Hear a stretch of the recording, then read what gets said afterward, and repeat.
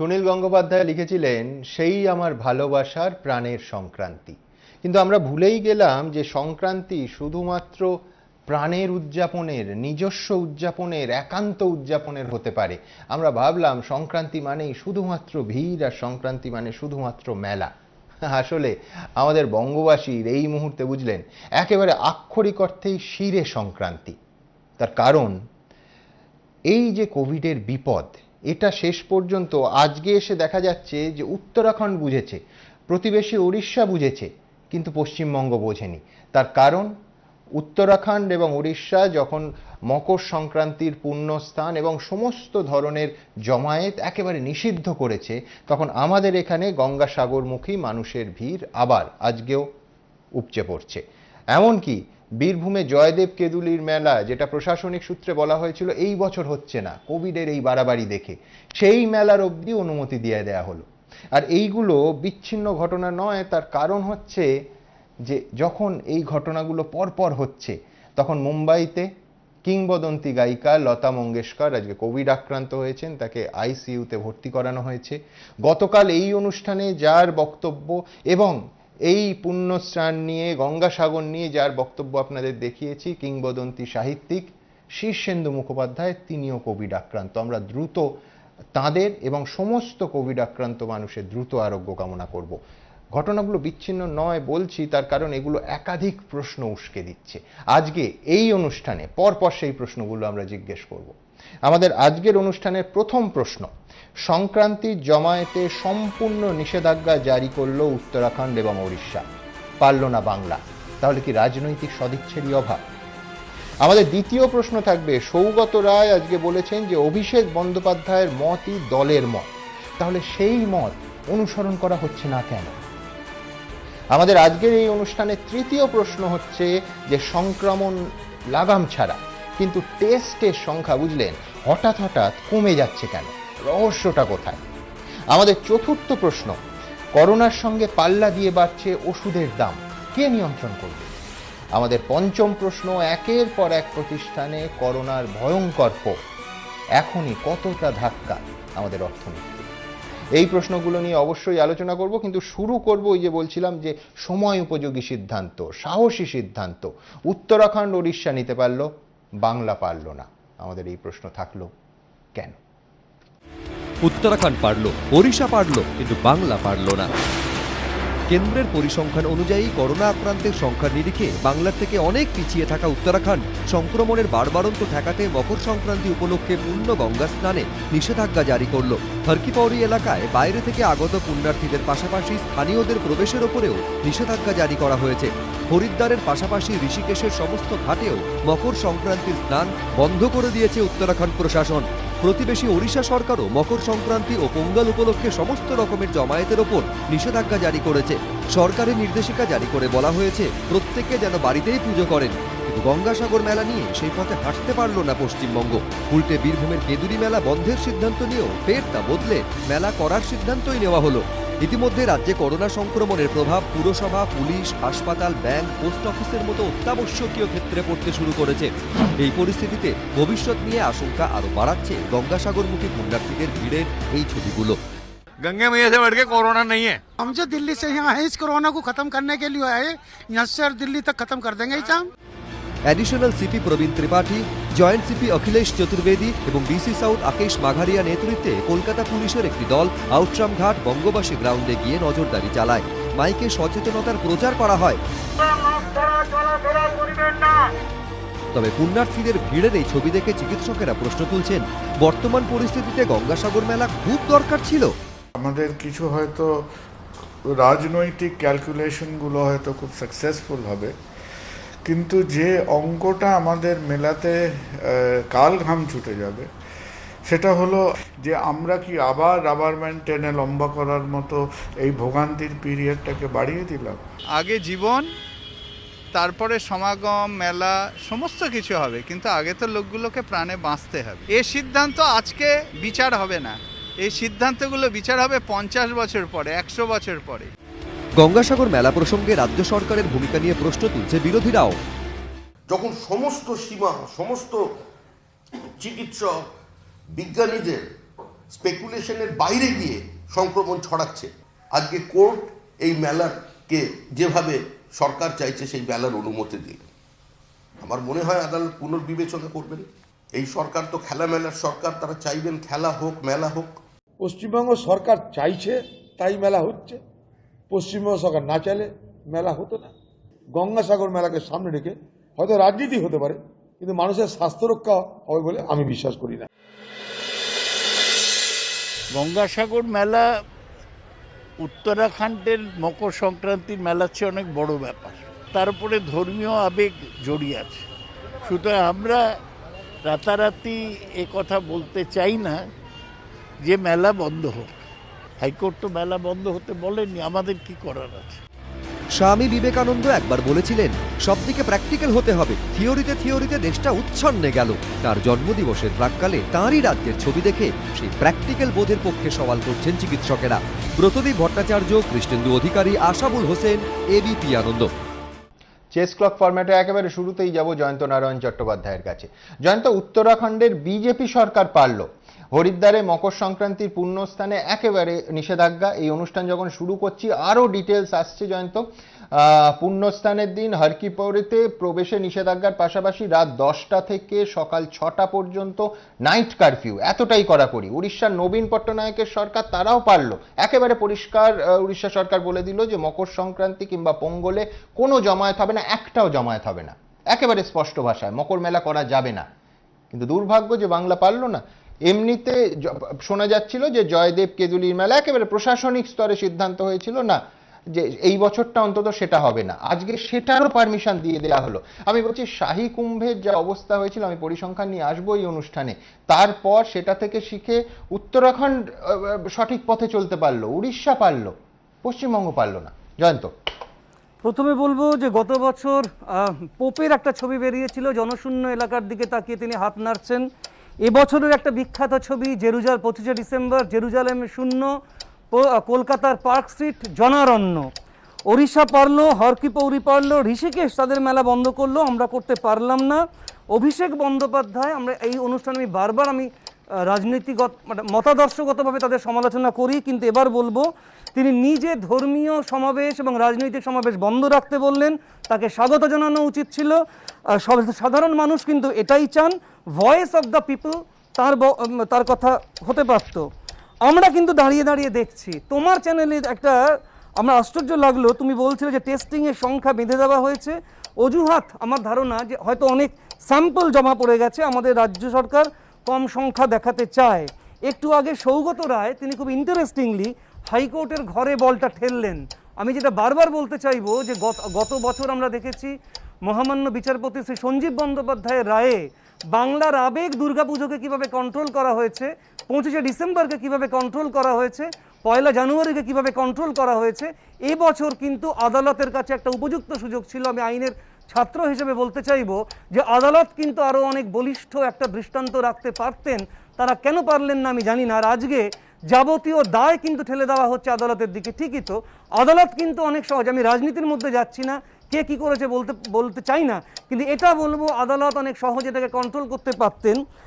আরও বেশ কিছু কথা বলা উচিত যে এই ঘটনাটা ততটা ফ্যাটাল এখনও হয়তো হয়নি, কিন্তু যেরকম দেখা যাচ্ছে গত বছরের তুলনায় এবছরে কিন্তু সংক্রমণের হারটা অনেক বেশি। ডাক্তারবাবুদের প্রতিটা কথা সত্যি হয়েছে, তা যদি সত্যি হতো তাহলে কেন 31শে ডিসেম্বর দীঘাতে শপিং মলগুলোতে এত ভিড় হয়েছিল? পশ্চিমবঙ্গ সরকার চাইলে, সদিচ্ছা দেখালে অনেক আগেই কিন্তু এটা কন্ট্রোল করতে পারতেন। আমাদের সাধারণ মানুষেরও অনেক দোষ আছে, আমরাও নিজেদের কন্ট্রোল করতে পারিনি। আজকে কিন্তু একেবারে লাগাম ছাড়া হয়ে গিয়েছে। এক্ষুনি যথাযথ পদক্ষেপ না নিলে গঙ্গাসাগর মেলা হবার পরে কি হবে আমরা জানি না। আমি মহামান্য আদালতের কাছে অনুরোধ করব যে এক্ষুনি যেমন করে হোক এই মেলা বন্ধ করা প্রয়োজন সাধারণ মানুষের স্বার্থে। একেবারে আমি জয়ন্ত বলছি, ঘটনা গুরুতর কতটা, আমাদের তো ইতিহাস থেকে শিক্ষা নিতে হবে, আর শিক্ষা নেওয়ার খুব বেশি দিন পিছিয়ে যেতে হবে না, একেবারে পরিসংখ্যান থেকে শিক্ষা নেওয়ার সুযোগ আমাদের সবার সামনে আছে। বলেছিলাম কুম্ভের পরিসংখ্যান দেব। 1 এপ্রিল 2021 কুম্ভ মেলা শুরুর আগে দৈনিক করোনা আক্রান্তের সংখ্যা ছিল 72,330 দেশে এবং মৃত্যু ছিল 500-র নিচে, 449। আর কুম্ভ মেলা যখন শেষ হলো মাসের 1 তারিখ অর্থাৎ 1 মে 2021, তখন সেই সংখ্যাটা, অর্থাৎ যে সংখ্যাটা তার আগে ৭২,০০০-এর আশেপাশে ছিল, সেইটা বেড়ে দাঁড়ালো ৪,০১,৯৯৩, এবং যে মৃত্যুর সংখ্যা ৫০০-র নিচে ৪৫০-র আশেপাশে থাকতো, দুর্ভাগ্যবশত মৃত্যুর সংখ্যা গিয়ে দাঁড়ালো ৩,৫২৩-এ। আমি বলছি এই পরিসংখ্যান, এই ঘটনা থেকে যদি আমরা শিক্ষা না নিই, কি থেকে আমরা শিক্ষা নেব? কোন ঘটনা চোখে আঙুল দিয়ে আমাদের দেখিয়ে দেবে যে মারাত্মক পরিণতি হতে পারে অসতর্কতার? আমি আসবো স্নেহাশিস চক্রবর্তীর কাছে, কিন্তু তার আগে অবশ্যই সৌগত রায়ের কথায় আমায় আসতেই হবে। সৌগত রায় বলছেন যে অভিষেক বন্দ্যোপাধ্যায় যা বলেছেন সেটাই দলের লাইন, আর সেটা নিয়েই আমাদের প্রশ্ন। দলের লাইন যদি তাই হয়, তাহলে মানা হচ্ছে না কেন? এমনকি দল বা সরকারের তরফ থেকে আদালতে জানানো হলো না কেন? অন্তত একটিবার জানানো হলো না কেন? প্রতিবেদন। আমার মনে হয় এখন আগামী 2 মাস সব বন্ধ রাখা উচিত, সে ধর্মীয় কোনো প্রশ্ন হোক বা রাজনৈতিক কোনো প্রচার। একদম 100% সম্মত, এটাই আমাদের পার্টির বক্তব্য। 2 মাস রাজনৈতিক ও ধর্মীয় জমায়েত বন্ধের পক্ষে অভিষেক বন্দ্যোপাধ্যায় সওয়ালকে এক বাক্যে স্বাগত জানিয়েছেন চিকিৎসকেরা। দলের সর্বভারতীয় সাধারণ সম্পাদকের মন্তব্যের প্রশংসায় টুইট করেছেন তৃণমূলের তাবড় নেতারা। কিন্তু অনেকেই আবার প্রশ্ন তুলছেন, এটা শাসক দলের লাইন হলে সরকার সেই পথে হাঁটছে না কেন?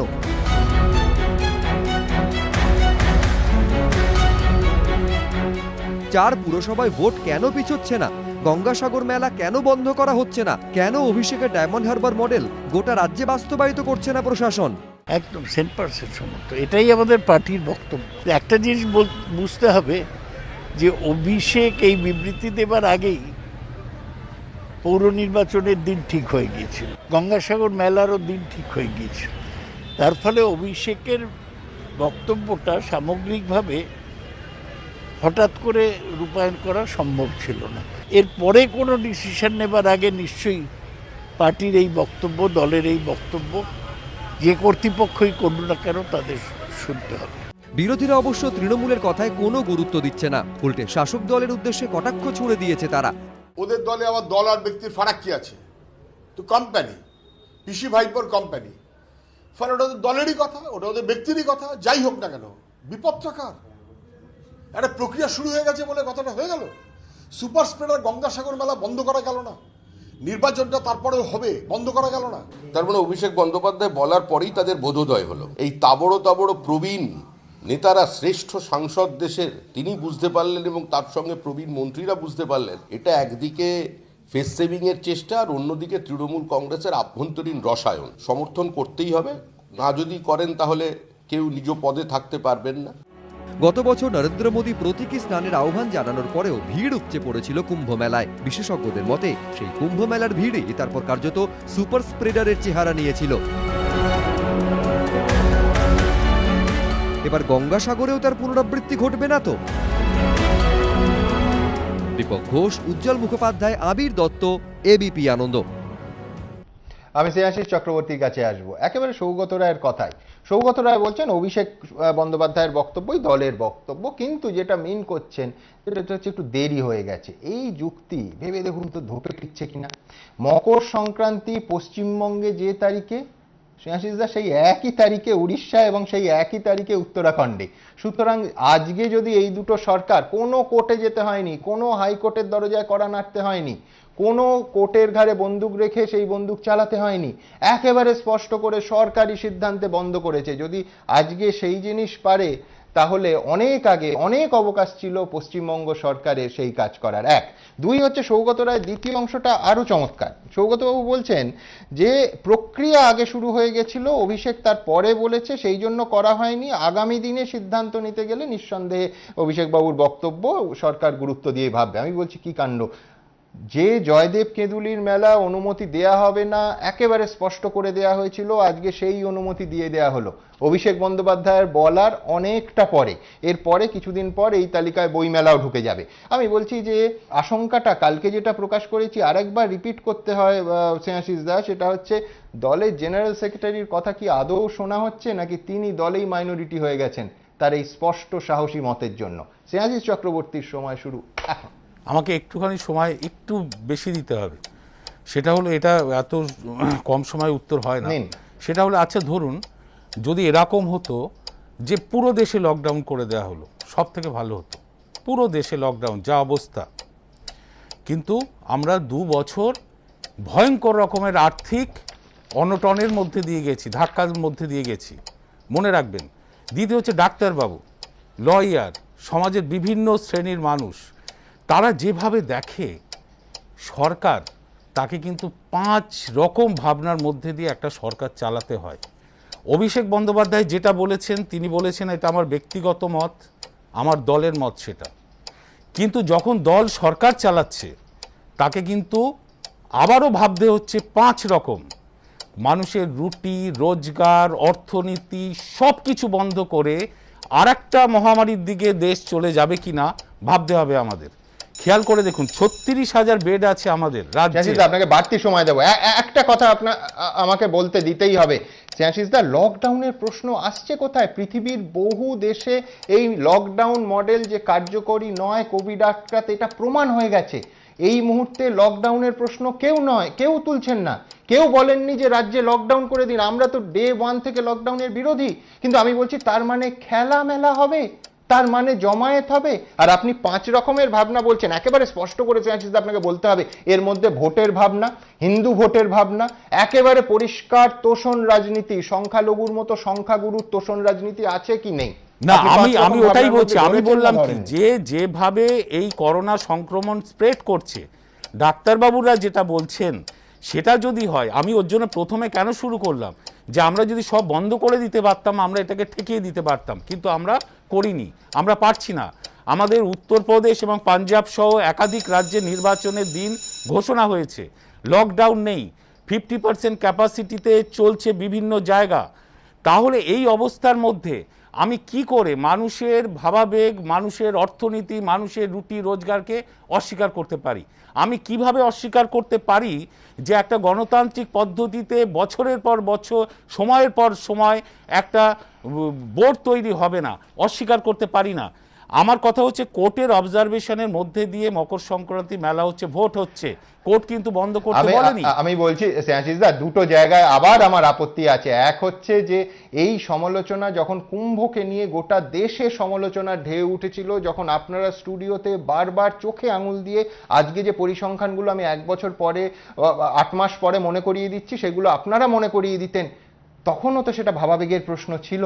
কঠোর সিদ্ধান্ত যদি জনস্বাস্থ্যের জন্য, জনস্বার্থের জন্য নিতে হবে সরকারকে, সেই জন্যই তো নির্বাচিত সরকার। আর আপনারাই বলেন যে এত মানুষের ভোটে নির্বাচিত একটা সরকার। এই হচ্ছে প্রথম অংশ।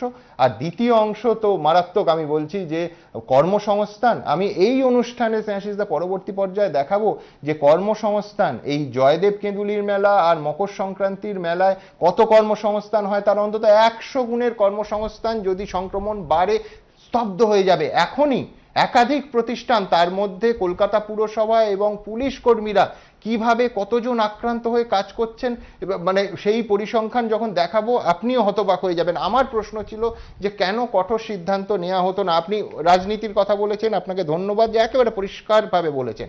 আমি ঠিক এই রাজনীতির প্রশ্নে এবার আসবো সমীর রাইচের কাছে। আমি বলছি রাজনীতিবিদরা নাকি শুধু রাজনীতির কথা ভাবে, কিন্তু আমি বলছি এই রাজ্যে অন্তত এইবার, আমি বেশি দূরে যাচ্ছি না সমীরদা, গঙ্গাসাগরের ক্ষেত্রে তো রাজনৈতিক ঝুঁকিও ছিল না। বিজেপি, শ্রেয়াশিসদারা যাকে সাম্প্রদায়িক দল, হিন্দুত্ববাদী দল বলেন, সেই রাজ্য বিজেপি প্রথম দিন থেকে, কালকে দেখিয়েছি, দিলীপ ঘোষ বলেছিলেন যে 1-2 বছর মেলা না হলে কোনো ক্ষতি হয় না।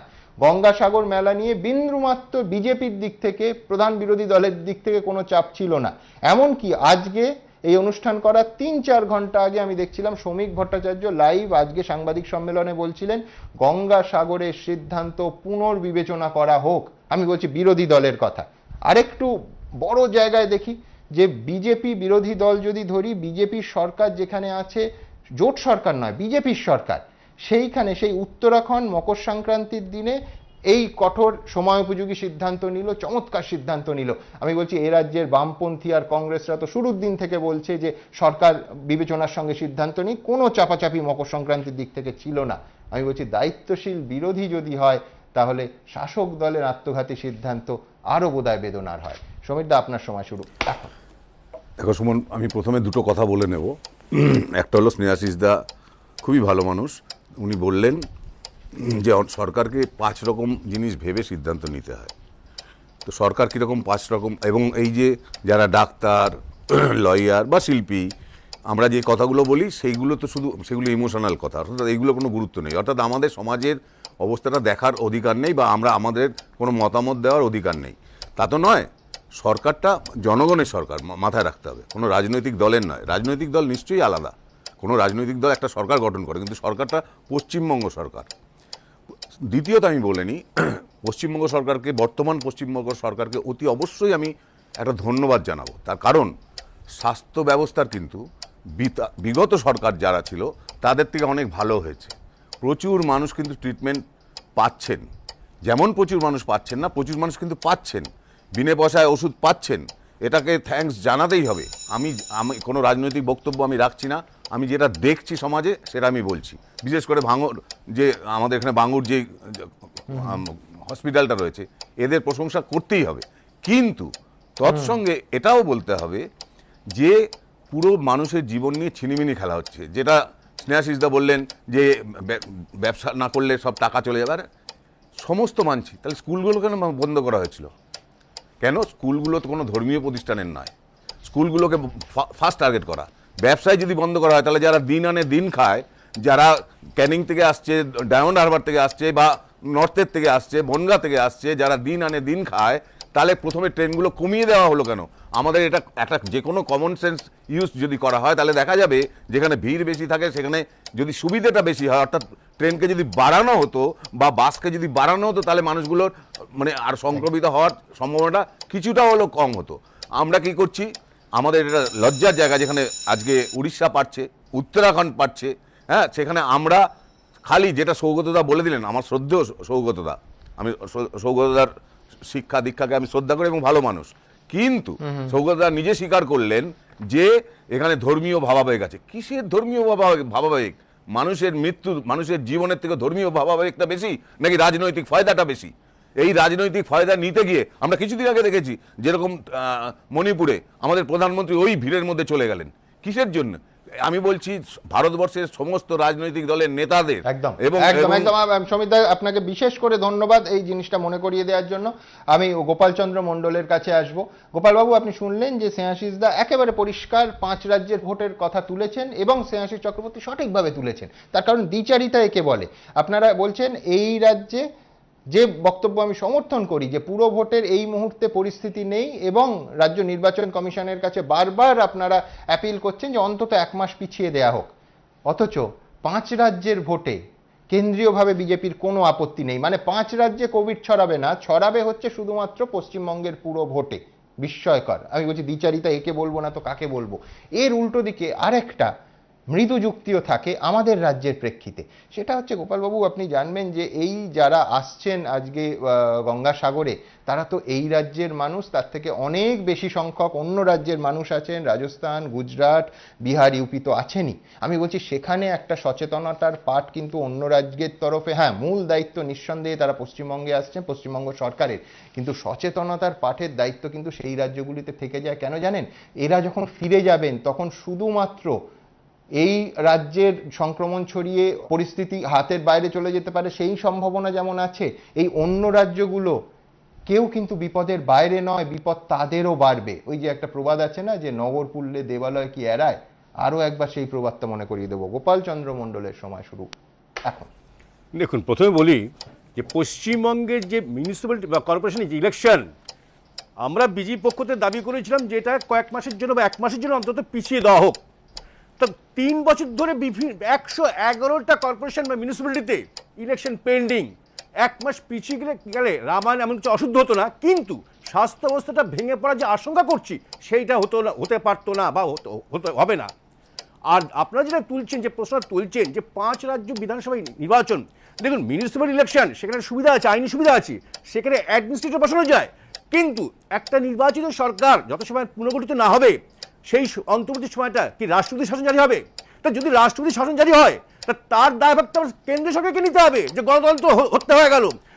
কৌশলগতভাবে, রাজনৈতিক কৌশলগতভাবে একটা স্বাস্থ্যবিধি বিজেপির নেতৃত্বে কেন্দ্রীয় সরকার রাষ্ট্রপতি শাসন জারির কথা শুনলে কানে হাত চাপা দেয় বটে, একটার পর একটা রাজ্যে আপনারা ক্ষমতায় আসার পর থেকে রাষ্ট্রপতি শাসন জারি করেছেন।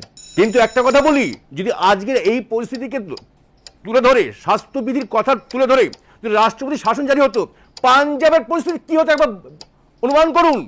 যে পাঞ্জাবে ষড়যন্ত্রের শিকার হয়েছে খোদ প্রধানমন্ত্রী, যে পাঞ্জাবে খালিস্তানিদের সন্ত্রাস ওখানে কায়েম হয়েছে, প্রধানমন্ত্রী পর্যন্ত সেখানে কিন্তু তার কবলে পড়েছেন। তো সেই পাঞ্জাবে রাষ্ট্রপতি শাসন জারি হলে আইন শৃঙ্খলাটা কোন জায়গায় পৌঁছতে পারত সেটা অনুমান করার ক্ষমতা ভারতবর্ষের প্রতিটি নাগরিকের আছে।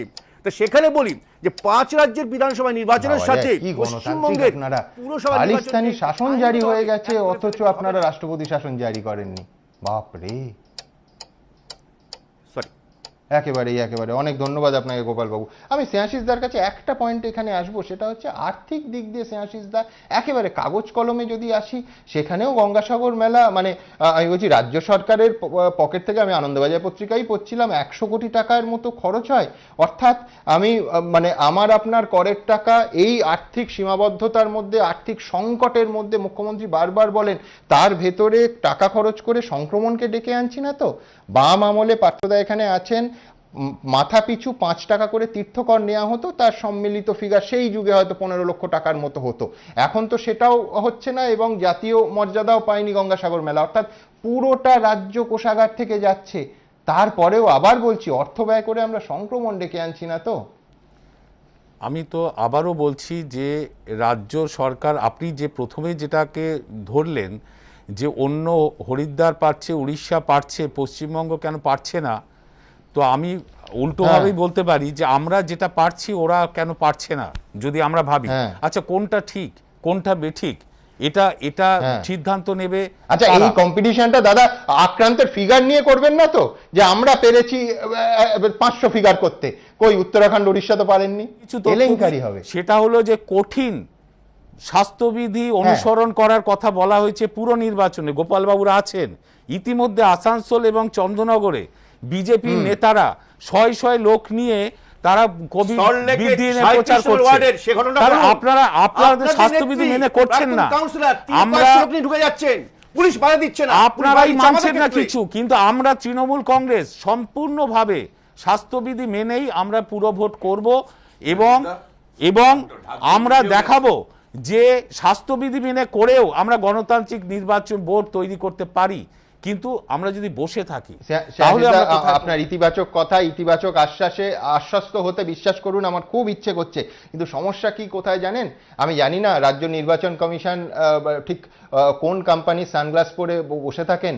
আমি বলছি যে কথা বলছেন প্রার্থীর সঙ্গে মাত্র 4 জন, প্রার্থীকে নিয়ে 5 জন, আমায় দেখিয়ে দিন দাদা কোন রাজনৈতিক দল সেটা মানছে। হ্যাঁ কেউ 10 করছে, কেউ 100 করছে, কেউ 50 করছে, কিন্তু কোন রাজনৈতিক দল মানছে? আর এটা বাস্তবসম্মত। আমাদের মতো একটা দেশে ভোট হবে যেখানে ভোটকে আমরা উৎসবের মর্যাদা দিই, আর সেখানে প্রার্থী আর 4 জন। আমি বলছি এই কথা বলে রাজ্য নির্বাচন কমিশন নিয়মাবলী সেট করলো, তারপরে যারা মানছেন না একজনের প্রার্থীপদ খারিজ হবে, একজনের বিরুদ্ধে কোনো শাস্তিমূলক ব্যবস্থা হবে। আমি হলফ করে বলছি হবে না, এবং সেইখানেই ট্র্যাজেডিটা। কিন্তু আমি এই বিষয় পুরো ভোট নিয়ে আজকের আলোচনা নয়, আমার আলোচনার বিষয় থাকতে হবে। পরের প্রশ্ন আমার ছিল টেস্ট। কেন টেস্ট নিয়ে সংশয় এবং বিরোধীদের নানা অভিযোগ আপনাদের বলবো, কিন্তু পাশাপাশি আজকে ফিরহাদ হাকিম তিনি একটা কথা বলেছেন যেটার মধ্যে আমি অন্তত 100% সত্যতা খুঁজে পেয়েছি। সেটা হচ্ছে যারা টেস্ট করেন তারাও আক্রান্ত হচ্ছেন, যার ফলে পরীক্ষার যে প্রসেসটা সেটা পিছিয়ে যাচ্ছে। ঠিক কথা, সেটা এইখানে এই রাজ্যে এই কলকাতা শহরে যেমন হচ্ছে তেমন আপনাদের দেখিয়েছি, যেখানে ওমিক্রনের টেস্ট হয় সেই কল্যাণীতে, সেখানে ওই একই অবস্থা, যারা টেস্ট করছেন তারাও আক্রান্ত হচ্ছেন, সামাল দিতে পারছেন না। কিন্তু প্রশ্নটা আরো গভীর, টেস্টের সংখ্যা হঠাৎ কমে যাচ্ছে কেন? দেখুন, রবিবার রাজ্যে কার্যত লং জাম্প দিয়েছিল দৈনিক আক্রান্তের সংখ্যা। 18,000-এর ঘর থেকে 1 লাফে এটা পৌঁছে গেছিল 24,000-এর ঘরে। সোমবার আবার সেই সংখ্যাটা নেমে আসে 19,000-এর গণ্ডির মধ্যে। চিকিৎসকেরা অবশ্য বলছেন এতে আশ্বস্ত হওয়ার এতটুকু জায়গা নেই, কারণ দৈনিক সংক্রমণ যেমন কমেছে তারই সঙ্গে সোমবার চোখে পড়ার মতো কমেছে দৈনিক নমুনা পরীক্ষার সংখ্যা। স্বাস্থ্য দপ্তরের রবিবারের বুলেটিন অনুযায়ী তার আগের 24 ঘন্টায় রাজ্যে নমুনা পরীক্ষা হয়েছিল ৭১,৬64 জনের। সোমবারের বুলেটিনে দেখা যায় 24 ঘন্টায় নমুনা পরীক্ষার সংখ্যাটা নেমে আসে ৫১,৬৭৫-এ, অর্থাৎ প্রায় ২০,০০০ কম টেস্ট হয়। সংক্রমণের গ্রাফ যখন লাফিয়ে লাফিয়ে ওপরের দিকে উঠছে, তখন হঠাৎ একদিনে নমুনা পরীক্ষা এতটা কমে গেল কেন? নেপথ্যে কি কোনো বিশেষ কারণ? পুজোর পরে টেস্টিং কমই হয়েছে বলে লাভ নেই। সেই জায়গায় থেকে এই যে সিদ্ধান্তগুলো, এগুলো কিন্তু সঠিক সিদ্ধান্ত না, বা সঠিক পথেও আমরা যাচ্ছি না। সঠিক পথে যেতে গেলে একটাই করতে হবে, স্বচ্ছতার সাথে কাজটা করতে হবে, আর টেস্টিংগুলো কিন্তু বাড়াতে হবে। এক রাজ্য থেকে আর এক রাজ্যে যাওয়ার জন্য টেস্ট লাগতো, সেটার এখন প্রয়োজন নেই বলছে। টেস্টের সংখ্যা কমিয়ে দেওয়া হচ্ছে, এটা কি বোঝা যাচ্ছে না। তাই টেস্টের সংখ্যা কমানোর মধ্যে কোনো বৈজ্ঞানিক যুক্তি দেখতে পাই না। সোমবারের তুলনায় মঙ্গলবারের নমুনা পরীক্ষা বাড়তেই বেড়েছে দৈনিক আক্রান্তের সংখ্যা। স্বাস্থ্য দপ্তরের বুলেটিন অনুযায়ী মঙ্গলবার ৬৫,২১০টি নমুনা পরীক্ষা হয়েছে।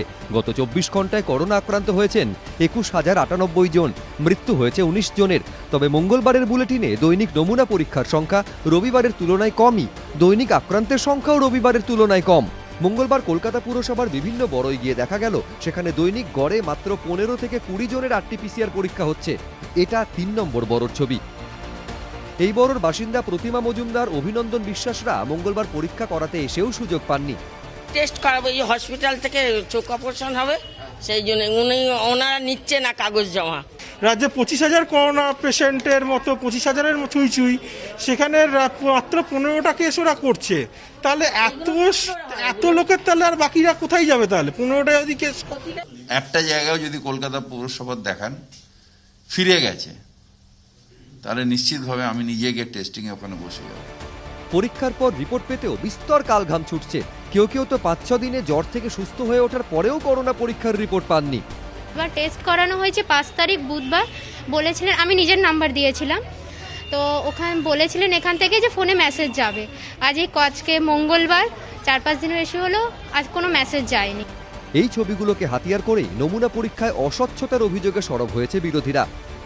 সরকার দেখাতে চাইছে গঙ্গা স্নান করলে পরে ওমিক্রন কমে যাবে, করোনা কমে যাবে, সেই জন্য সরকার বন্ধ করে দিয়েছে, কমিয়ে দিচ্ছে টেস্ট। প্রচুর মানুষের একটু অসুবিধা হচ্ছে, একটু জ্বর বা একবার হাঁচি হচ্ছে, সেও টেস্টিং করছে। ন্যাচারালি অনেক টেস্টিংয়ে প্রচুর মানুষ চলে গেছেন, তো তাই একটু টেস্ট রিপোর্ট বেরোতে অসুবিধা হচ্ছে। আর যারা টেস্ট করছে তারাও মানুষ, তাদের মধ্যে অনেকের আবার এফেক্টেড হয়ে গেছে। কলকাতা পুরসভার তথ্য অনুযায়ী মঙ্গলবার পুরো এলাকায় ৫,৮২১ জন করোনা আক্রান্ত হয়েছেন। কলকাতার পুরো এলাকায় থাকেন না এমন আক্রান্তের সংখ্যা ২,৮০৯। কলকাতায় ২৯টি কন্টেনমেন্ট জোন ঘোষণা করা হয়েছে। অর্ণব মুখোপাধ্যায়, ঝিলম করঞ্জায়, সত্যজিৎ বৈদ্য, এবিপি আনন্দ। ডক্টর মানস গুমটার কাছে যাব। ডক্টর গুমটা, কালকে এই অনুষ্ঠান যখন করছি তখন একটা পরিসংখ্যান আমার মোবাইলে এলো, দেখে খুব স্বস্তি পেলাম। কি সেটা? যে গত ২৪ ঘন্টায় আক্রান্তের সংখ্যা একদিনে, অর্থাৎ গতকাল ছিল সোমবার, রবিবারের তুলনায় প্রায় ৫,০০০ কমে গেল। সত্যি সত্যি একটা স্বস্তি দেওয়ার মতো ফিগার। তারপরে পর মুহূর্তে সেই স্বস্তিটা মুহূর্তে কর্পূরের মতো উধাও হয়ে গেল। তার কারণ দেখলাম যে রবিবারের তুলনায় সোমবার দৈনিক টেস্টের সংখ্যা প্রায় ২০,০০০ কমেছে। অর্থাৎ দৈনিক টেস্টের সংখ্যা ২০,০০০ কমলে তো ৫,০০০ আক্রান্তের সংখ্যা কমবেই, খুব স্বাভাবিক। আর পজিটিভিটি রেট সেটা কিন্তু রবিবারের তুলনায় সোমবারে উদ্বেগ বাড়ালো। তার কারণ রবিবার যেদিন খেয়াল রাখতে হবে যে অল টাইম রেকর্ড হয়েছিল প্রায় ২৫,০০০-এর মতো আক্রান্ত, যেটা ওই সেকেন্ড ওয়েভের শিখর ছুঁয়ে ফেলেছিল একেবারে ২৪,০০০ প্লাস। সেদিন আমাদের এই রাজ্যে টেস্টের পজিটিভিটি রেট ছিল প্রায় ৩৪%, ৩৩.৮৯%। আর গতকাল সেটা হয়ে দাঁড়িয়েছে ৩৭.৩২%। এরপর ভাবুন যদি ওই টেস্ট ২০,০০০ বেশি হতো তাহলে সংখ্যাটা কোথায় গিয়ে দাঁড়াতো। এইটা নিয়েই বিরোধীদের অভিযোগ যে এটার মধ্যে অস্বচ্ছতা আছে। চিকিৎসক হিসেবে আপনার কি মনে হয় ডক্টর গুমটা? সময় শুরু। দেখুন, পশ্চিমবঙ্গে হচ্ছে জনস্বাস্থ্য বিধি যা আছে, সেই জনস্বাস্থ্য বিধিটা একদমই লাটে উঠে গেছে। এবং চিকিৎসক হিসাবে যদি বলেন, তাতে হচ্ছে আমরা ক্লান্ত, দুটো কারণে ক্লান্ত। এক হচ্ছে যে গত ২ বছর ধরে আমরা লড়াই করছি, সেই লড়াই করতে করতে আমরা ক্লান্ত হয়েছি, অনেকেই সংক্রমিত হয়েছেন, বেশ কিছু চিকিৎসক মারাও গেছেন। এবং একই সঙ্গে আমরা ক্লান্ত এটাই যে সরকারকে জনস্বাস্থ্য বিধি মনে করিয়ে দেয়া। এরকম অসংখ্যবার আমরা চিঠি লিখে সরকারকে বলেছি যে কি করা উচিত, কিভাবে এই লড়াইটা আমাদের লড়া উচিত, কিন্তু শেষ পর্যন্ত আমরা মানে চিকিৎসকরা চিকিৎসা ছেড়ে কোর্টে যেতে হয়েছে, এটা একমাত্র আমাদের রাজ্যেই ঘটলো। এটা গেল এক। আর দুই হচ্ছে এখন তো ডিজিজ পুরো ঘরে ঘরে। জনস্বাস্থ্য বিধি বলছে যে আপনি টেস্ট করবেন, ট্র্যাক করবেন, ট্রিট করবেন, প্রত্যেকটা মানুষকে ভ্যাকসিনেট করবেন এবং প্রতিটি মানুষকে আপনি মানে বাধ্য করবেন যাতে তারা ন্যূনতম কোভিড বিধি হচ্ছে মেনে চলে। আপনি প্রথম যে বিষয় যে টেস্ট করা, সেটাকেই তো আপনি যদি আপনি সেই জায়গায় নিয়ে যেতে না পারেন, আপনি যদি টেস্ট না করেন, তাহলে আপনি ধরতেই পারবেন না আপনি কোথায় দাঁড়িয়ে আছেন। এবং আমাদের যা ধারণা সেটা হচ্ছে যে যা কেস আমরা পাচ্ছি অন্তত তার 5 গুণ সংক্রমিত হয়ে আছে, এবং এটা যে কোথায় গিয়ে দাঁড়াবে এখনো পর্যন্ত কেউ হচ্ছে জানে না। ফলে আপনি টেস্ট যদি না করেন, এটা পুরনো খেলা। এটা আমরা আগেও দেখেছি যে টেস্ট কমিয়ে রাজ্য ভালো আছে এরকম একটা বার্তা দেয়া, ফলে সেই বার্তা সরকার দিতেই পারে, কিন্তু আখেরে সেখানে কিন্তু সাধারণ মানুষের ক্ষতি হয়ে যাবে। তার কারণ কি কি ঠিক মেজার্স লাগবে সেটা আপনি ধরতে পারবেন না। তার কারণ এই যে বিপুল সংখ্যক সংক্রমণ হচ্ছে, তার একটা ক্ষুদ্র ভগ্নাংশ যদি তার মধ্যে অসুস্থ হয়, তার জন্য যে বেড লাগবে, তার জন্য যে শিশু বেড লাগবে, যে অক্সিজেন বেড লাগবে, সেসব কোনো ব্যবস্থাপনাই কিন্তু আপনি অ্যাডিকুয়েটলি করতে পারবেন না কোথায় আপনি দাঁড়িয়ে আছেন সেটা জানার জন্য। এবং টেস্টের ক্ষেত্রেই সবচেয়ে বেশি গুরুত্ব দেওয়ার কথা। অন্যান্য রাজ্যে যদি পারে, সেখানেও চিকিৎসকরা কিন্তু আক্রান্ত হয়েছে, স্বাস্থ্যকর্মীরা আক্রান্ত হয়েছে, সংক্রমিত হয়েছে, তা সত্ত্বেও তারা যদি পারে, আমরা কেন পারছি না? এটা আমারও প্রশ্ন যে কেন টেস্টের সংখ্যাটা আমরা ঠিক মানে অ্যাডিকুয়েট জায়গায় বা প্রয়োজনীয় জায়গায় আমরা পৌঁছতে পারছি না। এটা কোনো একটা মানে একদম ডক্টর গুপ্তার সঙ্গে আমি একমত যে টেস্টের সংখ্যা কমবে কেন, বরঞ্চ যত দিন যাবে প্রতিদিন তো বাড়ার কথা। আমি অবশ্যই স্নেহাশিসদার কাছে আসবো। স্নেহাশিসদা, পুরনো খেলা বলছেন ডক্টর গুপ্তা, আমার ভাবতে ভালো লাগে না যে কোনো সরকার যে তারা তথ্য লুকোচ্ছে, আমি সেদিক দিয়ে যাচ্ছি না। কিন্তু আপনি বা আপনার মনে থাকবে স্নেহাশিসদা, কোভিড যখন ভারতবর্ষে প্রথম এলো, ওই 3Tর কথা বলতো, টেস্ট টেস্ট টেস্ট। পরিষ্কার যে মানুষকে পরীক্ষা করো এবং আইসোলেট করো। আমরা ব্যক্তিগত অভিজ্ঞতা থেকে চারপাশের নজরটা যদি একটু অন্তত এইবার তাকাই, তাহলে পরিষ্কার স্নেহাশিসদা যে নানা সামাজিক স্তরে, নানা আর্থিক স্তরে বহু মানুষ কিন্তু টেস্ট করেননি, কার্যত টেস্ট করেছেন জনসংখ্যার একটা ভগ্নাংশ। বাকিরা জ্বর দেখেছেন, ওষুধের দোকানে যাচ্ছেন, প্যারাসিটামল খেয়ে নিচ্ছেন, টেস্ট করাচ্ছেন না। আমি বলছি যে টেস্ট ফিগার যদি এই মুহূর্তে না আমরা বাড়াই, চিকিৎসকরা বলেন যে সেটা কিন্তু কার্যত ভবিষ্যতের পক্ষে আরো বড় সংকট তৈরি করতে পারে।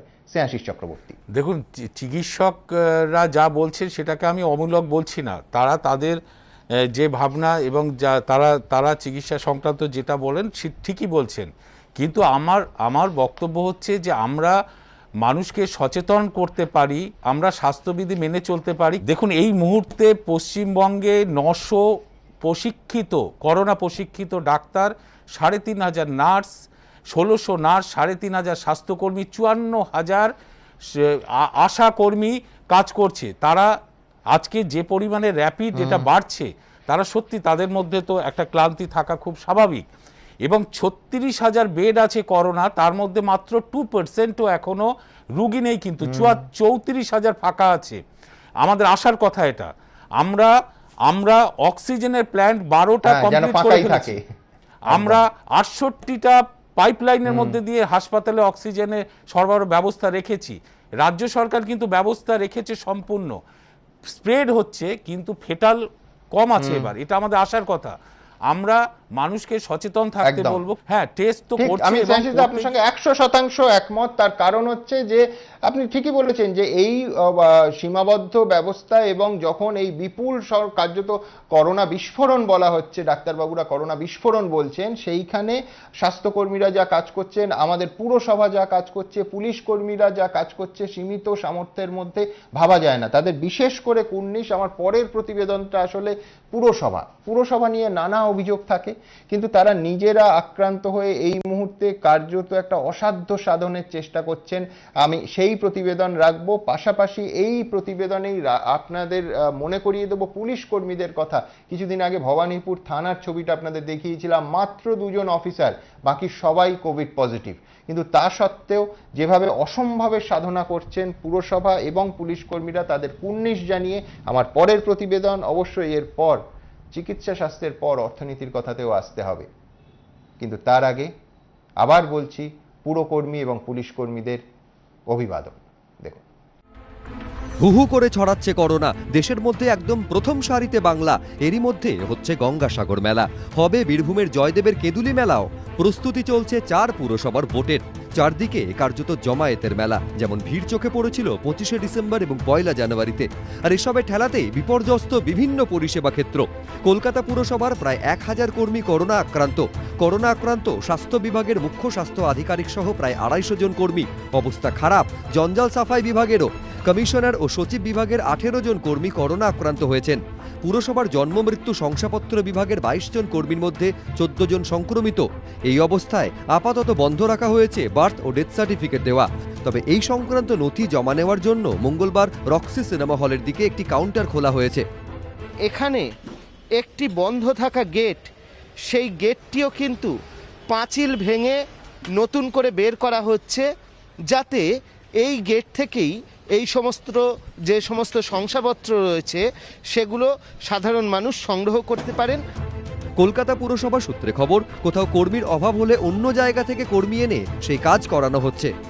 কালকের হিসেব অনুযায়ী প্রায় 240 জনের ওপর ডাক্তার, নার্স, অনারারি এএনএম 240 জনের ওপর আক্রান্ত আছেন। এবং এই আক্রান্তের মধ্যে আবার অনেকেই ব্যাক করছেন 7 দিন অতিক্রান্ত হওয়ার পর। আমার মনে হয় যে সপ্তাহ 2-এর মধ্যে কলকাতা পৌরসভা আবার নর্মাল হয়ে যাবে। করোনার তৃতীয় ঢেউয়ে বিপর্যস্ত পুলিশ বাহিনীও। বেশ কয়েকজন আইপিএস অফিসার সহ তৃতীয় ঢেউয়ে এখনো পর্যন্ত কলকাতা পুলিশের 610 জন কর্মী ও আধিকারিক করোনা আক্রান্ত হয়েছেন। সবথেকে বেশি প্রভাব পড়েছে সাউথ ডিভিশন ও ট্রাফিক বিভাগে। সাউথ ডিভিশনের 110 জন ও ট্রাফিক বিভাগে 134 জন পুলিশ কর্মী করোনা আক্রান্ত হয়ে হোম আইসোলেশনে রয়েছেন একজন অ্যাডিশনাল পুলিশ কমিশনার ও বেশ কয়েকজন deputy commissioner. Park street, Hastings, Taltala থানার ওসি করোনা আক্রান্ত। পরিস্থিতি এমন যে সংক্রমণ ঠেকাতে থানার বাইরেই রাখা হচ্ছে ধৃতদের। আমরা দাঁড়িয়ে রয়েছি জোড়াসাঁকো থানার সামনে।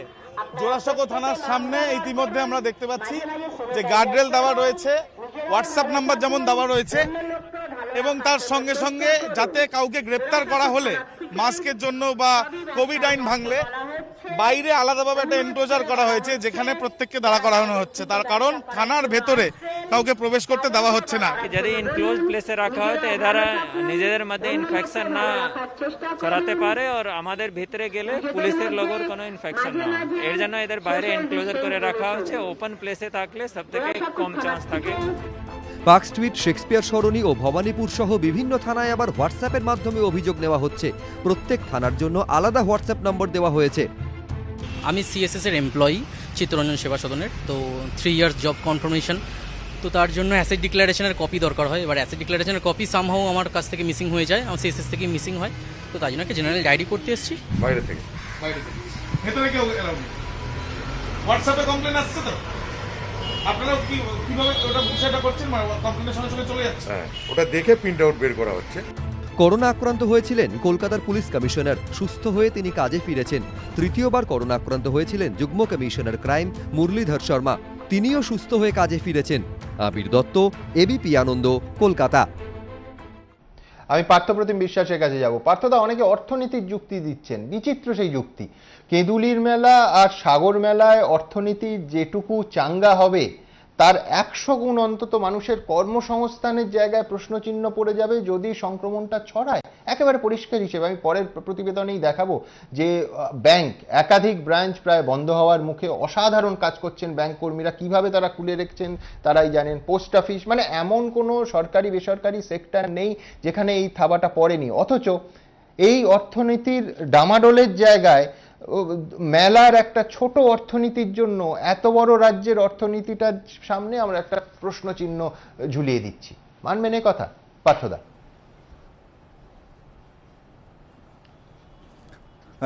সুবর্ণা, তুমি খুব সঠিক কথা বলেছেন। প্রথম দেখুন, এই যে যুক্তি যারা দিচ্ছেন অর্থনীতির যুক্তি, আমি তো তাদের যুক্তি অনুযায়ী যদি ধরা যায় যে 25শে ডিসেম্বর থেকে অ্যালেন পার্ক বলুন, পার্ক স্ট্রিট বলুন, চিড়িয়াখানায় বলুন, যত মানুষ এসছেন এবং পানশালায় খেয়েছেন, চিড়িয়াখানার সামনে বাদাম ভাজা খেয়েছেন, একটা অর্থনীতির প্রশ্ন তো আছেই। কিন্তু তার নেট কনসিকুয়েন্স যেটা দাঁড়ালো যে 500 ছিল per day Covid infection 3rd week of December, সেটা গিয়ে 25,000-এ পৌঁছে গেছে 1st উইক অফ জানুয়ারি।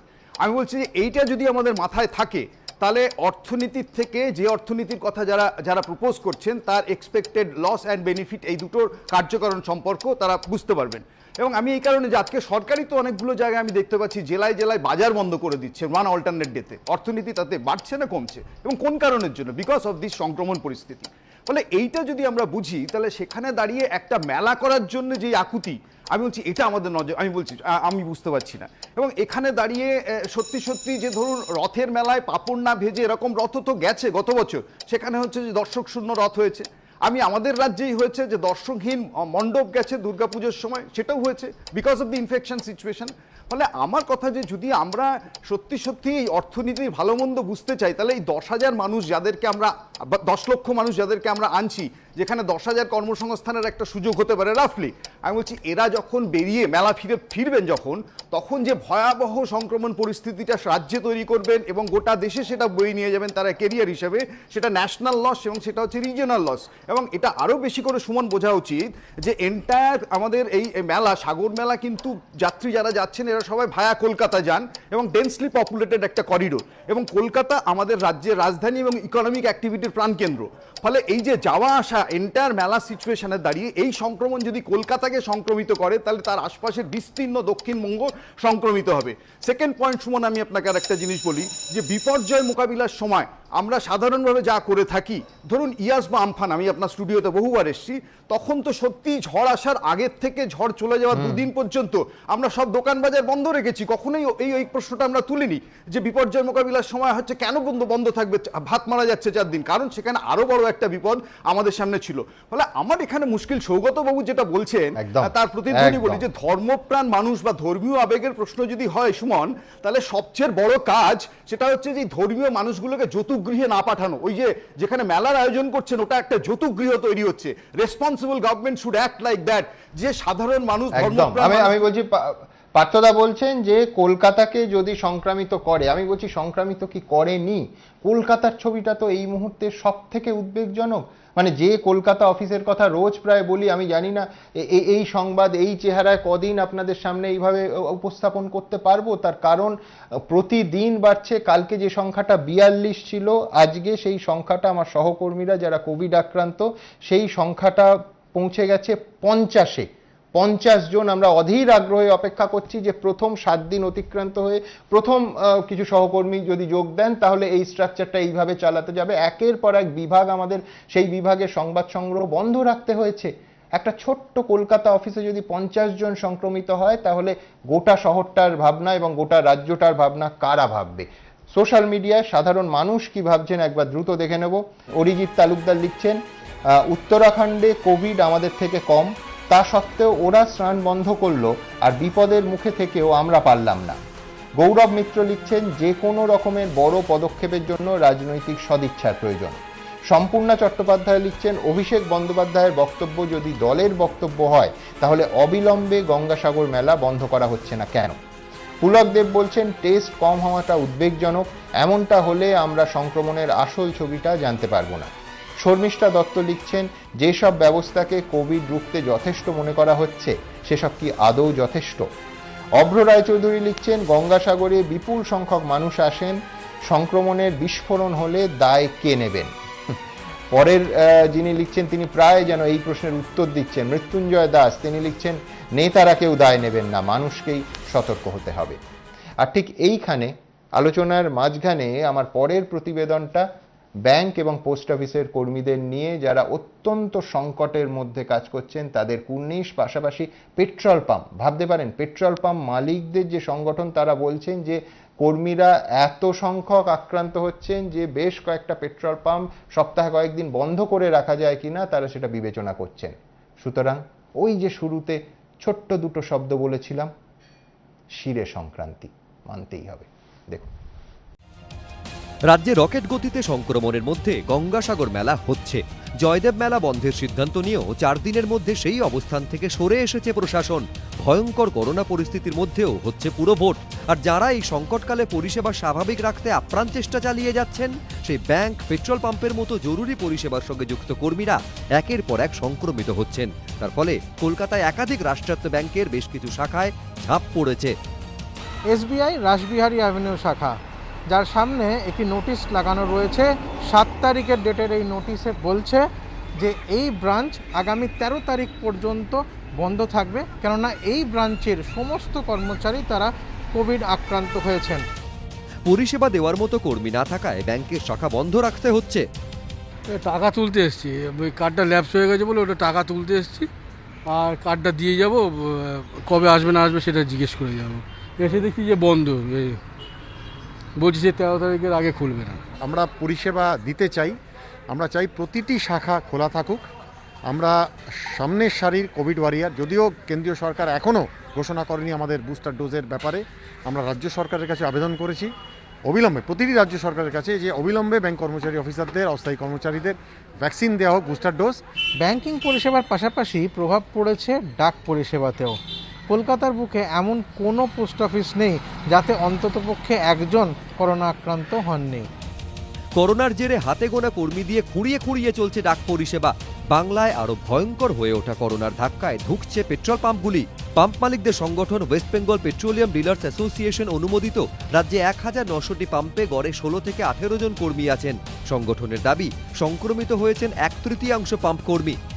কর্মীদের মধ্যে সংক্রমণ ভয়াবহ আকার ধারণ করেছে। যদিও এই পরিস্থিতিতেও যেহেতু জরুরি পরিষেবা, সে কারণে বিভিন্ন জায়গায় পেট্রোল পাম্পগুলো খোলা রাখতে হচ্ছে। যদিও পেট্রোল পাম্প মালিকদের যে সংগঠন, তারা ইতিমধ্যেই বিভিন্ন মহলে প্রস্তাব দিয়েছেন।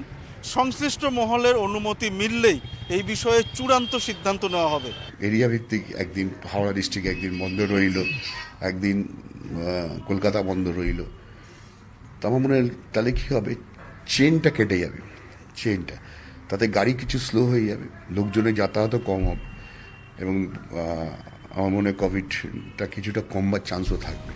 সব মিলিয়ে সংকটকালে পরিষেবা চালিয়ে নিয়ে যাওয়াটাই এখন বড় challenge bank, post office, petrol পাম্পের মতো জরুরি ক্ষেত্রে। সঞ্চয় মিত্র, সত্যজিৎ বৈদ্য, এবিপি আনন্দ। আমি দ্রুত এইখানে একটা প্রতিবেদন রাখবো, যে প্রশ্নটা এই অনুষ্ঠানের শুরুতেই তুলেছিলাম, সেটা হচ্ছে একাধিক ওষুধের দাম বাড়ছে এবং কোভিডের সঙ্গে কোনো সম্পর্ক নেই এমন ওষুধেরও দাম বাড়ছে কেন? এই প্রশ্নের উত্তর আমরা খুঁজেছি এবং পরিস্থিতির ছবিটা আপনাদের সামনে রাখবো। তারপর দীপ্তেন্দু দাস সঙ্গে, ডক্টর দীপ্তেন্দু সরকারের সঙ্গে কথাবার্তায় আসবো। দেখুন, বাড়ছে করোনা, সেই সঙ্গে পাল্লা দিয়ে বাড়ছে ওষুধের দামও। হার্ট, ফুসফুস ও ডায়াবেটিসের চিকিৎসায় ব্যবহৃত ওষুধের দাম অনেকটাই বেড়েছে। লাফিয়ে লাফিয়ে বাড়ছে করোনা সংক্রমণ, তার সঙ্গে বাড়ছে ওষুধের দামও। শ্বাসকষ্ট থেকে সুগার বা প্রেশারের ওষুধেও দাম বাড়ছে। দাম প্রায় আকাশ ছোঁয়া, এমনটাই জানাচ্ছেন ক্রেতা থেকে বিক্রেতা প্রত্যেকেই। বাক্স এক, ওষুধও এক, কিন্তু দাম অনেকটাই বেড়েছে, তাও মাত্র 90 দিনের ব্যবধানে। ভিটামিনের ওষুধ হোক কিংবা করোনা সেরে যাবার পর ব্যবহৃত লিভারের ওষুধ, দাম হুহু করে বাড়ছে। করোনাকালে বহু ব্যবহার করা হয়েছে ওষুধ, বা করোনার পরে পোস্ট কোভিডও প্রেসক্রাইব করা হয়েছে, এরকম ওষুধের দামও কিন্তু বেড়েছে। তার সঙ্গে সঙ্গে ভিটামিনের ওষুধেরও দাম বেড়েছে। বহু ওষুধ আছে মানুষের দৈনন্দিন ব্যবহারে, যে ওষুধগুলো মানে প্রচুর দাম বেড়েছে, প্রচুর দাম। কারোর খরচা যদি ধরা যায় মাসে 500 টাকা ছিল, সেটা প্রায় 800 টাকা 900 টাকার কাছাকাছি চলে গেছে সেই একই ওষুধের সে যদি খায়।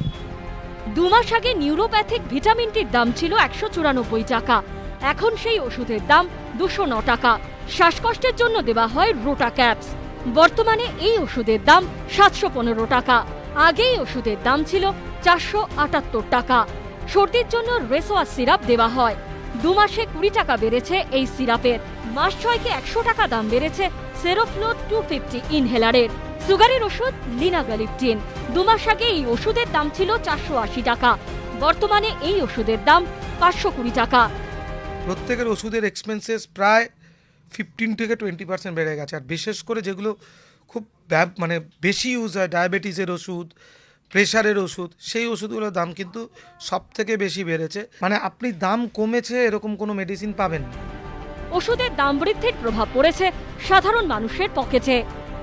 মাসে আমার আগে লাগতো খুব ম্যাক্সিমাম 18 থেকে 2200 টাকা, সেই ওষুধটা এখন মাসে কিনছি 3200 টাকা, 3300 টাকা, মানে 190 টাকা যে ওষুধটা ছিল দেখা গেল সেই ওষুধটা হয়ে গেল 225 টাকা।